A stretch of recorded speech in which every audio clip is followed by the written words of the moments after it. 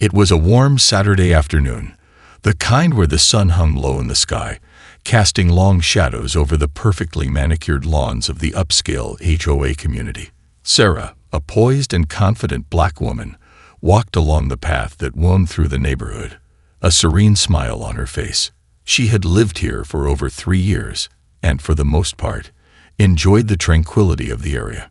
Everything was orderly and calm, as it should be in a neighborhood governed by strict rules. The faint hum of lawnmowers in the distance and the soft chirping of birds provided a peaceful soundtrack to her stroll. But as she passed by a row of freshly painted houses, something unexpected happened. Without warning, a cold, sticky liquid splashed across her shoulder and dripped down her back. The sharp, fizzy sting of Coca-Cola hit her skin. Sarah froze. The laughter that followed hit her ears before she could even react. She looked down at her dress, now soaked in soda, the brown stains spreading like a blotch on an otherwise perfect canvas.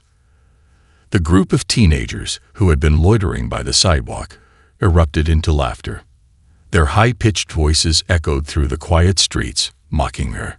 Sarah's pulse quickened, her hand instinctively reaching up to wipe the sticky liquid off her arm. She kept her composure, but the tightening in her chest told her this was no accident. The teens, 2 boys and a girl, looked at each other with grins plastered on their faces, clearly proud of what they had done. It was just a joke, right? They were so sure it was harmless, so sure they would get away with it. Sarah's eyes narrowed slightly, but she didn't respond. She didn't even shout or give them the satisfaction of reacting. She simply turned and continued walking down the path, ignoring the laughter that followed her, the echoing jeers that seemed to hang in the air like an insult. The moment they thought they had gotten away with it, they were wrong. As Sarah walked home, the coldness of the soda on her skin began to seep into her thoughts. The joke wasn't funny. It wasn't playful. It wasn't harmless. The disrespect was glaring. But Sarah knew the difference between petty cruelty and something far worse. She had experienced it all her life. Small, insidious slights, those moments when you're not quite seen for who you are but only for what others want to perceive you to be. This, however, felt different. This felt personal. She kept walking, every step calculated, as she approached her front door. The laughter of the teens still lingered in the back of her mind. Sarah had heard whispers around the neighborhood before, subtle, thinly veiled remarks. But no one had ever gone this far. She had endured her share of uncomfortable moments. But this was crossing a line. She closed the door behind her with a quiet click. Inside, the silence of her home felt like a refuge from the chaos outside. But it was only temporary. Sarah knew that things had shifted. This wasn't just some prank that would fade away. There was more to it. The boys and the girl who thought they had won with their childish antics had no idea that they had just set something in motion, something far larger than they could ever anticipate. She went to the bathroom to change, her mind already moving ahead. A plan was forming, but she wasn't sure yet how to execute it. All she knew was that the peace and quiet of the HOA would be shattered by what was about to happen. The storm was coming, and Sarah was ready for it. Sarah spent the rest of the afternoon in the quiet solitude of her home, trying to shake off the lingering discomfort of the incident. The cold Coke, the laughter, the momentary feeling of humiliation. She couldn't seem to escape it. It wasn't the drink that bothered her as much as the way the kids had looked at her, as if she were just a target, an easy joke to be made of. She couldn't let it go. She wouldn't let it go. But there was something else nagging at her, something beneath the surface of the incident that felt off. It was a small, almost insignificant detail, something she hadn't noticed at first. But now, as she sat on the couch, it began to gnaw at her. The way the kids had laughed, almost like they were expecting something from her. The way they had glanced at each other, signaling that they were in on the joke. It wasn't just a prank. It was an act of power, and they were enjoying it. As evening drew near, Sarah decided to take a walk around the neighborhood. The gentle breeze carried the faint scent of freshly cut grass, and the trees swayed softly, their shadows stretching across the sidewalk. But the serenity of the streets only made the undercurrent of tension more palpable. She could feel the eyes of the neighbors on her as she passed by. People who had once smiled warmly now looked at her with something else. Some nodded politely, some turned away, but there was an awkwardness in the air that hadn't been there before. It wasn't just the incident. It was something deeper, something she'd sensed for a while. Whispers had followed her since she first moved here, a subtle tension beneath the surface of the perfectly manicured lawns and white picket fences. Sarah had always been the outsider in this wealthy, predominantly white neighborhood, even if they had accepted her into their midst. But today, after the Coke incident, it felt like the walls were closing in. At first, it was just the usual passing comments or awkward glances, the kind that made Sarah feel like she was always a little different, a little apart from the rest. But now, the quiet mutters seemed louder, more pointed. She caught a few residents glancing at her out of the corner of their eyes, some with a look of pity, others with something harder, colder. She had the nagging feeling that the prank had done more than just stain her dress. It had painted a target on her back. Her mind raced as she made her way down the street, each step heavier than the last. The laughter of the teenagers from earlier still echoed in her ears, taunting her with its casual cruelty. They had underestimated her. They thought it was funny, thought it would end there. But Sarah wasn't about to let them off that easily. Not when the entire neighborhood seemed to be complicit in this strange, uncomfortable silence.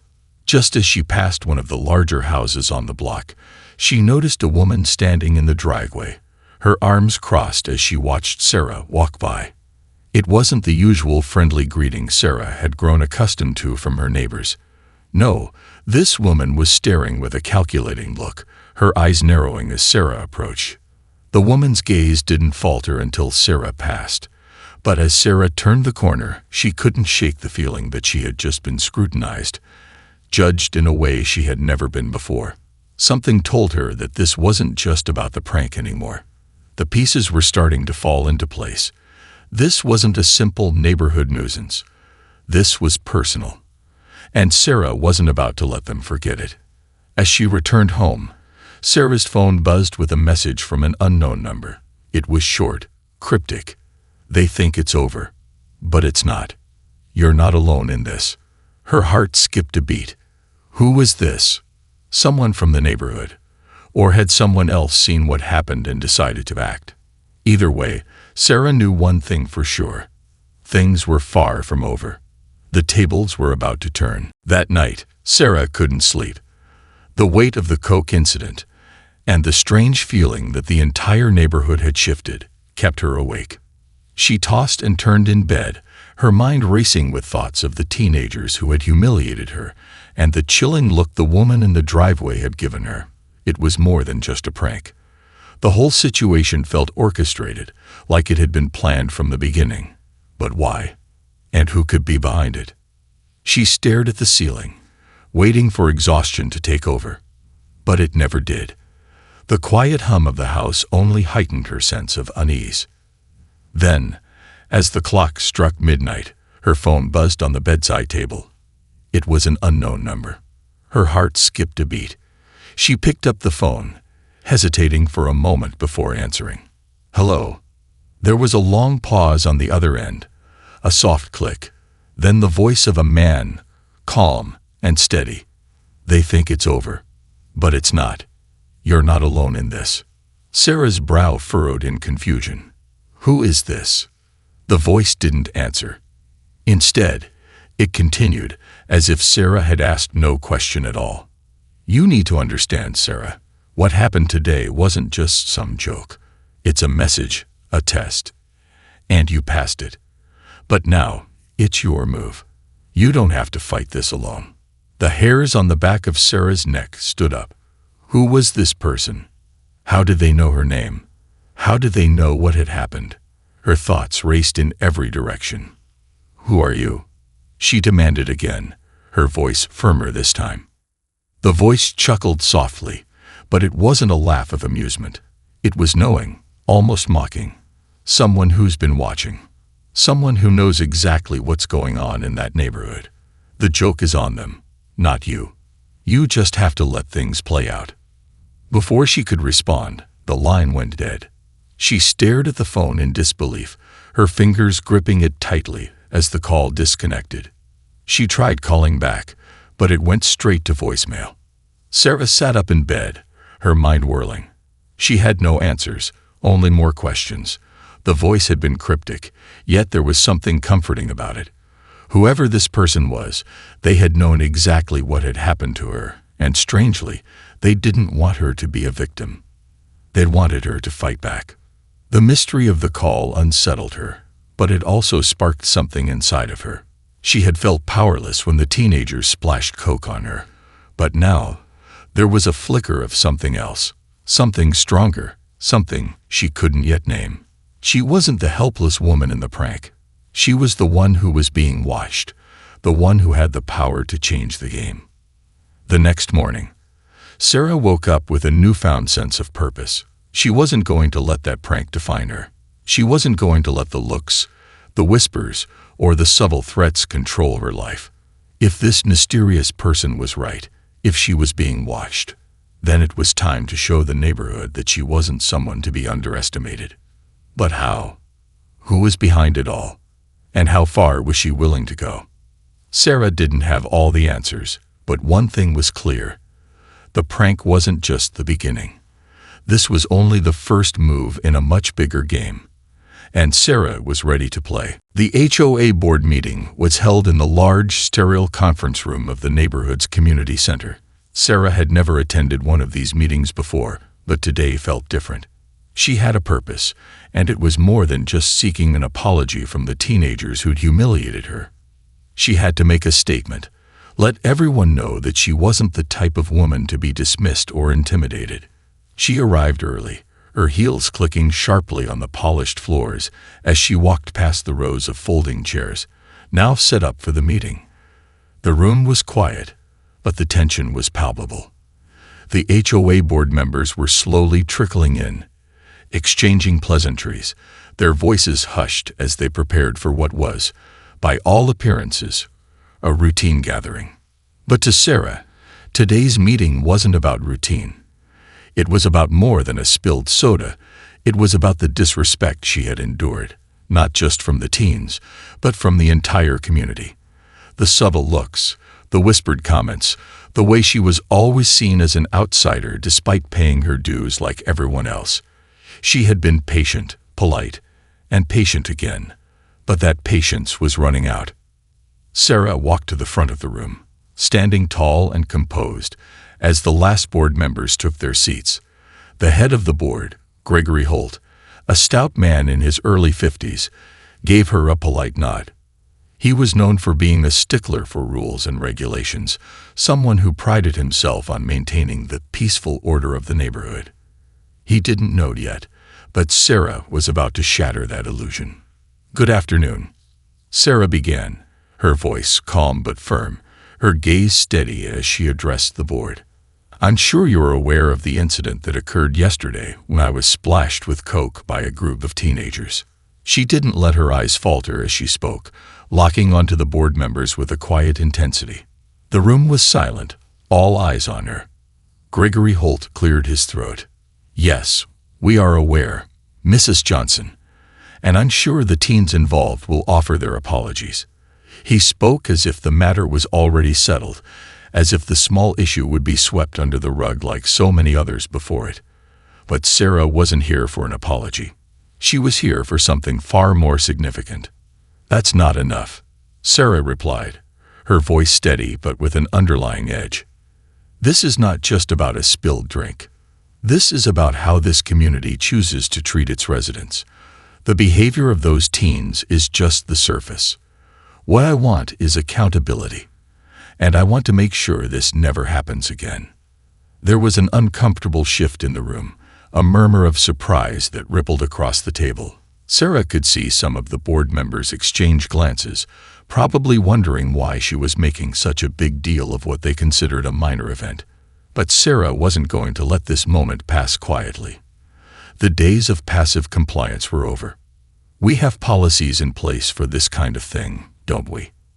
Sarah continued, her voice gaining strength. Or are those policies just for show? Are they only enforced when it's convenient? Her words struck like a lash, making the board members squirm in their seats. She could feel the tension rise, thick and suffocating. Gregory Holt shifted uncomfortably in his chair, his brow furrowing. "Mrs. Johnson, we understand your frustration, but the board does not typically get involved in." "No," Sarah interrupted, her voice sharp. "This isn't just a matter for your so-called policies. This is a matter of respect.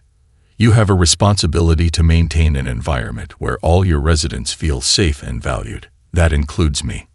She paused, letting the words settle in the room like a heavy fog. The board members sat silently, clearly thrown off balance. They hadn't expected this level of confrontation. They hadn't expected a woman they'd underestimated to stand her ground. "I'm asking for two things," Sarah said, her tone unyielding. "First, I want the board to take immediate action. Those kids need to be held accountable, and not just with an apology. There needs to be a real consequence. Second, I want a review of your community guidelines. I want to ensure that this kind of behavior doesn't get swept under the rug again. And I want the people here, every resident, to know that if they target someone because of who they are, it won't be tolerated." The board was silent, and for a moment, Sarah thought they might dismiss her outright, as they had done with others before her. But then, Gregory Holt's face twisted into something between a scowl and a sneer. "I understand your concerns, Mrs. Johnson," Holt said, his voice stiff with forced politeness. "But perhaps you're overreacting. We can discuss this further." Before he could finish, the door to the room swung open with a sudden force, interrupting him. Every head in the room turned. Sarah's eyes widened, a flicker of recognition crossing her face. Jonathan, her husband, stood in the doorway, tall and imposing. His presence in the room was like a sudden thunderstorm that cut through the tense air. The board members stiffened visibly. Jonathan was a man of few words, but when he spoke, it carried the weight of his vast wealth and influence. "I think we've heard enough." Jonathan's voice rang out, smooth and deliberate, carrying the quiet authority that made even the most powerful hesitate. He walked toward Sarah, his eyes never leaving the board members, who were now visibly rattled by his appearance. The game had just changed. The room fell silent as Jonathan entered, the sharp click of his polished shoes on the floor echoing in the tense air. The board members were visibly rattled, and Sarah could feel the shift in the atmosphere, a subtle tremor of fear that rippled through the once confident group. Jonathan's presence was commanding, but it wasn't just his stature or his wealth that made the difference. It was the quiet, almost dangerous confidence with which he carried himself. Sarah didn't have to look at him to know that he was fully aware of the power he wielded. He had always been the one who handled their more formal dealings, the one who navigated the high-stakes world of corporate politics with ease. He was a billionaire, a man whose reputation, connections, and influence stretched across industries. It wasn't that Sarah needed his help to win this fight. It was that she needed him to stand beside her, to show the HOA board that they weren't just dealing with another ordinary resident. They were dealing with someone who had the resources to make things change. Jonathan's eyes scanned the room, his gaze sharp and calculating, before landing on Gregory Holt, the head of the board. There was no greeting, no acknowledgement of the small talk that usually accompanied such meetings. Jonathan got straight to the point. "I trust we're not dismissing this issue as trivial anymore," he said, his voice cold but steady. Gregory Holt cleared his throat, trying to maintain composure. "Mr. Johnson, we were discussing Mrs. Johnson's concerns. We'll certainly take them into consideration and follow up with the necessary actions." But Jonathan wasn't fooled by Holt's thin veneer of civility. "No, you won't just take them into consideration. You'll address them now, publicly, and immediately."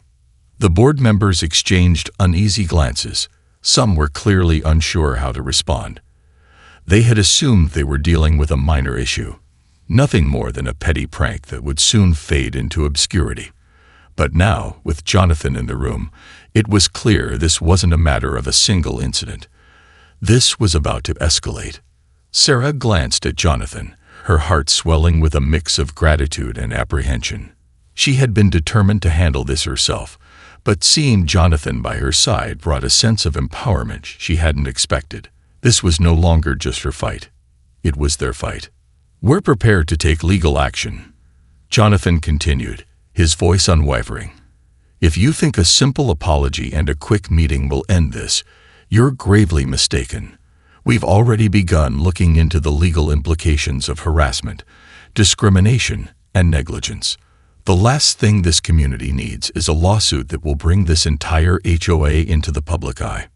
Sarah could see the effect of his words. The color drained from the faces of the board members.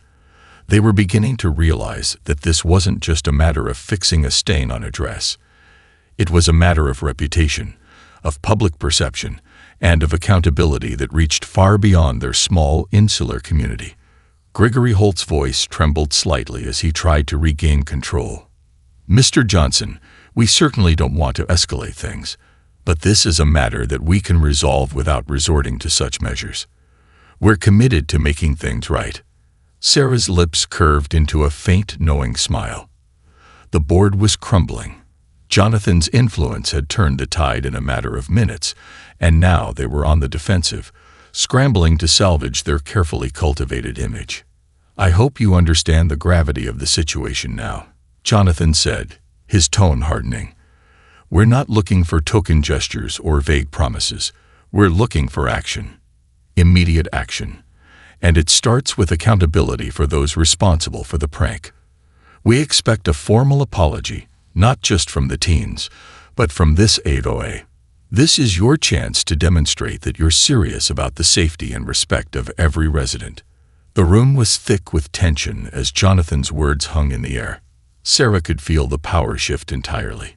No longer were they just trying to brush this aside. The board had been put on notice.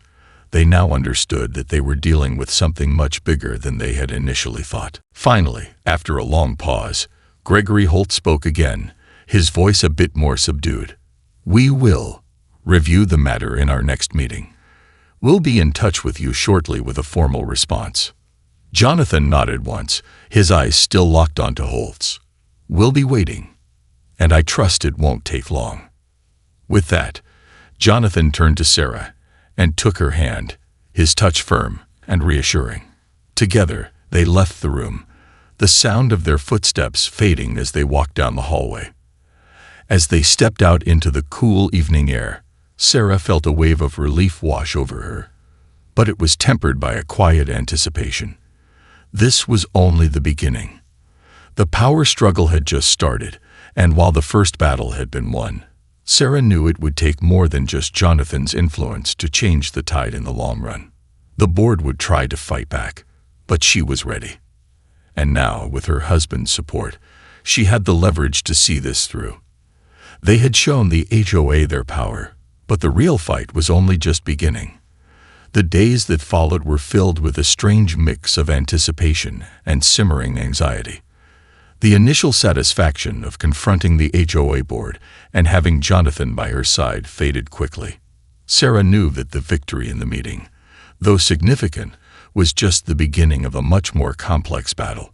The board members had promised to review the situation, but Sarah was far from convinced that they would follow through with the actions they had promised. At first, everything seemed to calm down. The whispers and strange glances from the neighbors began to subside, at least temporarily. Sarah told herself that maybe, just maybe, the tide was turning. Maybe the prank would fade into nothingness, a mere blip in the otherwise peaceful rhythm of neighborhood life. But deep down, she knew it wouldn't be that simple. The phone call from the mysterious person, though vague, continued to play in the back of her mind. "You're not alone in this." Those words haunted her. Who was watching? And why hadn't they stepped forward to help in a more direct way? What was their true agenda? It wasn't until a few days later, when Sarah received a call from a local reporter, that the truth of the situation began to sink in.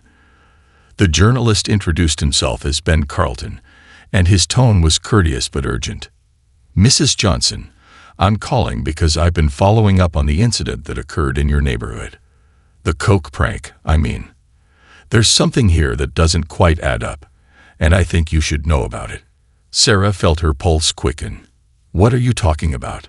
she asked, trying to keep her voice steady, though a sense of dread began to pool in her stomach.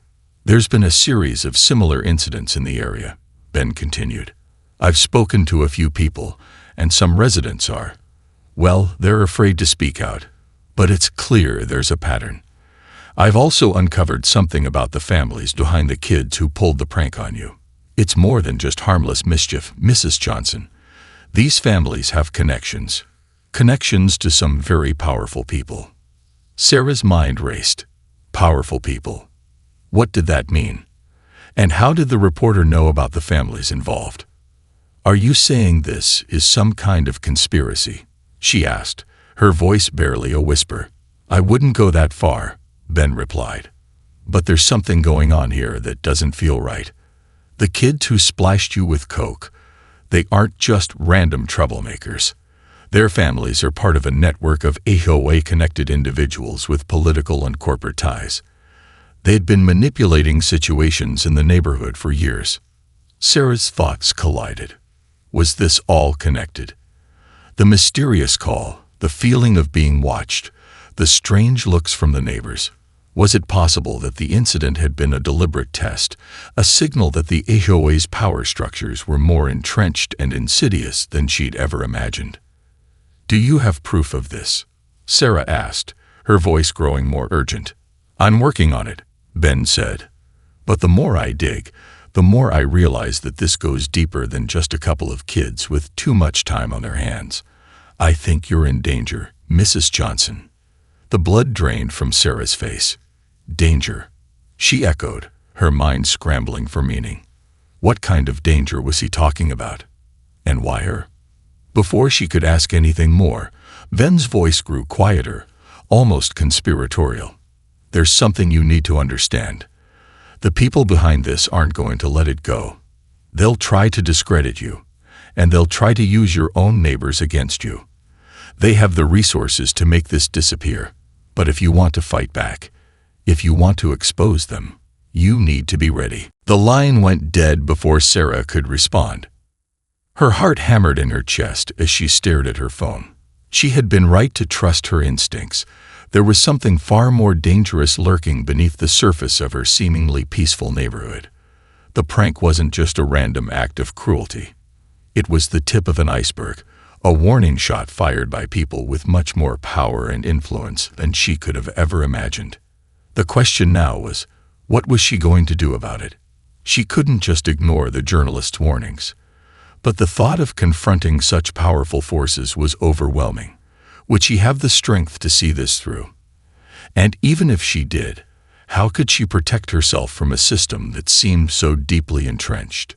Sarah sat down on the couch, her mind spinning with possibilities, each one darker and more dangerous than the last. The stakes had just gotten much higher, and the real fight was only beginning. The call from Ben Carlton had left Sarah on edge. The reporter's words echoed in her mind, replaying in a loop. "They'll try to discredit you. They'll use your neighbors against you. They have the resources to make this disappear." It was clear now that the prank wasn't an isolated incident.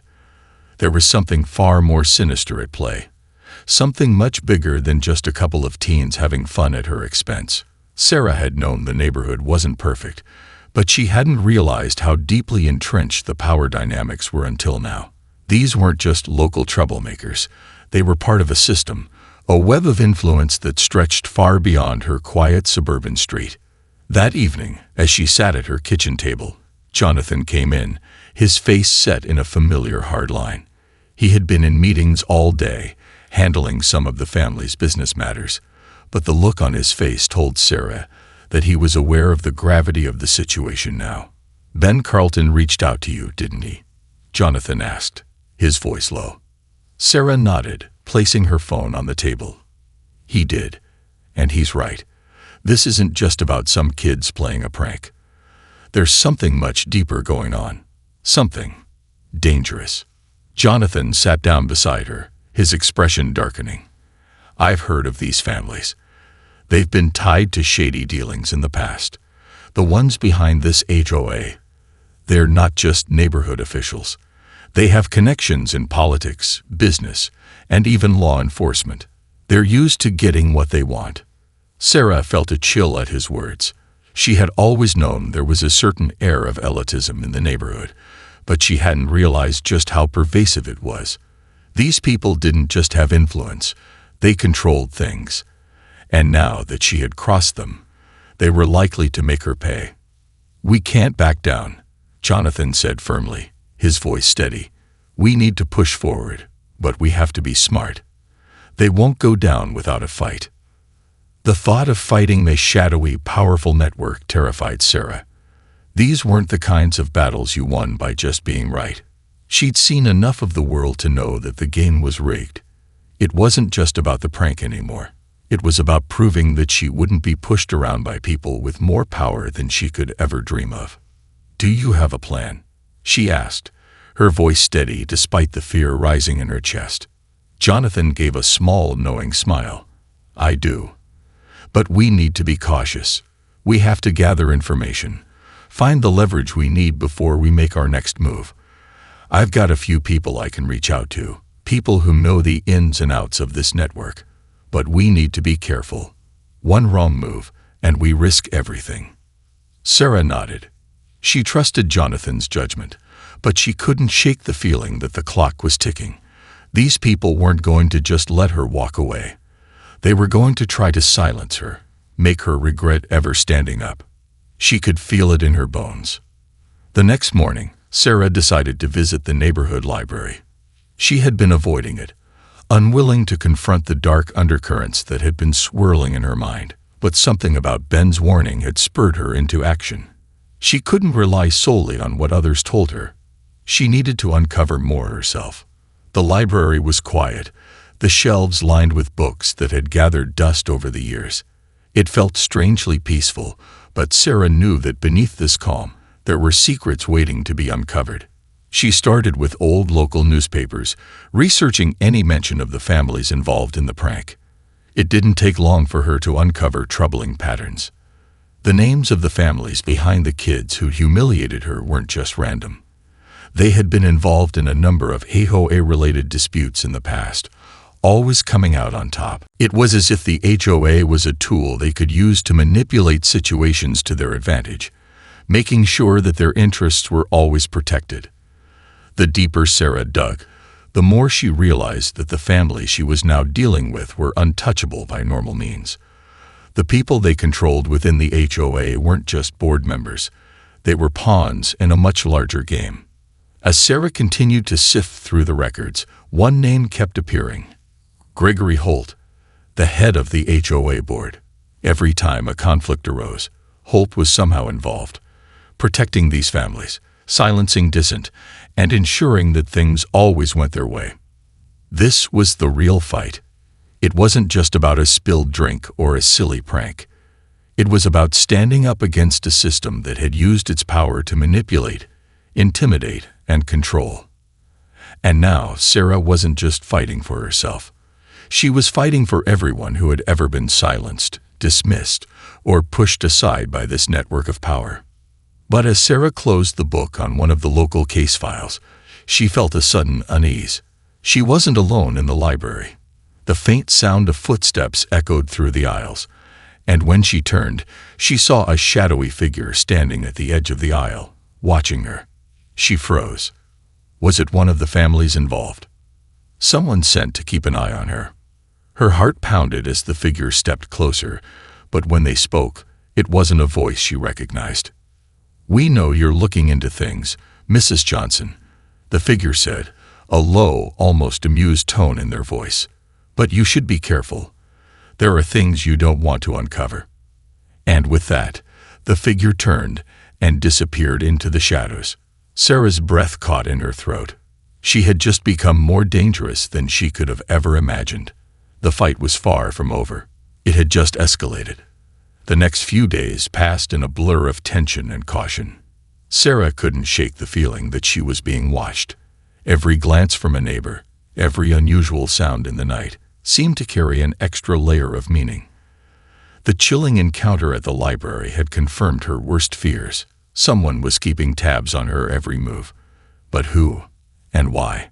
Jonathan had been working tirelessly behind the scenes, reaching out to his contacts in the legal world, the media, and even a few influential friends who could help with gathering more information. They both knew this wasn't a battle they could win by playing by the usual rules. It would require strategy, secrecy, and most of all, an iron will to confront the powerful forces standing in their way. That evening, as they sat in their living room, Jonathan turned to Sarah with a somber expression. "We've got everything we need," he said, "but this isn't going to be easy. The people behind the HOA are connected to some dangerous networks, ones that won't hesitate to retaliate if we push too hard." Sarah nodded, her mind racing. She had come too far to turn back now. She had been humiliated, taunted, and dismissed, but now, armed with knowledge and Jonathan's resources, she was ready to take on the corrupt system that had long held the neighborhood in its grip. "We do this carefully," she said, her voice steady but determined. "We expose them piece by piece, starting with Gregory Holt. If we can take him down, the rest of it will unravel. But we need to go public. We need the press, the courts, everything." Jonathan's eyes narrowed in agreement. "I've already contacted Ben Carlton. He's ready to publish everything we found. The families behind this HOA. They're involved in far more than just petty neighborhood politics. There are financial ties, illegal dealings. If we can make this public, it'll hit them where it hurts." The plan was set. Over the next 48 hours, Jonathan and Sarah meticulously gathered the evidence they needed. Documents, emails, testimonies from former residents who had been pushed out or silenced, and records linking Gregory Holt to the corrupt families. It wasn't just about the prank anymore. It was about taking down the entire network. On the day of the planned expose, Sarah stood outside the HOA building, watching as reporters and cameras began to gather. This was it, the moment that would either expose the dark underbelly of her neighborhood or send her life crashing down. Jonathan stood by her side, his presence both reassuring and imposing. The storm had finally arrived, and Sarah was ready to weather it. But as they approached the building, her phone buzzed. She looked down at the screen and felt her stomach twist. It was a message from Ben Carlton. "They know. Be careful." Sarah's heart skipped a beat. They had known something was coming, but how had they found out? Had someone tipped them off? Was it Gregory Holt, or someone closer to her? Before she could process the message, a black car pulled up next to them, its tinted windows concealing the figure inside. The door opened, and Sarah's breath caught in her throat. Out stepped none other than Gregory Holt, the very man they had been preparing to expose. He approached them with a measured pace, a smirk playing at the corner of his lips. "Mrs. Johnson," he said, his tone cool but mocking, "you've been making quite a stir in this neighborhood, but you've misunderstood something. You're not going to win this." Jonathan stepped forward, his stance protective. "It's over, Holt. We have the evidence. We're going public. You and your people can't hide behind your wealth and power anymore." Holt's smile widened, but there was something unsettling about it, a quiet menace that sent a shiver down Sarah's spine. "You really think you have the upper hand?" he asked, his voice low. "You think the media will care about your little fight? You're playing a game that you don't understand, Mrs. Johnson. I've been in control of this neighborhood for years, and I won't let one woman, no matter who she's married to, destroy everything I've built." For a moment, Sarah's confidence faltered. The words stung, but she quickly regained her composure. "You've underestimated me, underestimated us." Holt's eyes flicked to Jonathan, and for a brief second, Sarah saw a flash of uncertainty, but it was gone as quickly as it had appeared. "I'm not afraid of you," Holt said, "but I do hope you're prepared for what's coming next. The war you're starting won't be won so easily." As Holt turned and walked back to his car, Sarah felt a new sense of determination. The battle had reached its peak, but it wasn't over yet. They had come this far, and now they had the entire world watching. With a deep breath, Sarah turned to Jonathan. "Let's finish this." And as they walked toward the building, Sarah felt the weight of the moment settle over her. The fight for justice wasn't easy, and it wasn't always fair, but it was hers to fight. And in that moment, she knew she would never back down. With their evidence in hand, the media swarmed. The story broke, and it wasn't long before the neighborhood's dark secrets were exposed to the public. The power dynamics shifted, and the families that had controlled the HOA for so long began to unravel. Their reputations were destroyed, their influence shattered. In the end, Sarah and Jonathan didn't just win, they dismantled an entire corrupt system. They had fought back, not just for themselves, but for everyone who had ever been silenced or pushed aside. And in doing so, they showed that even in a world built on power and manipulation, justice could still find a way.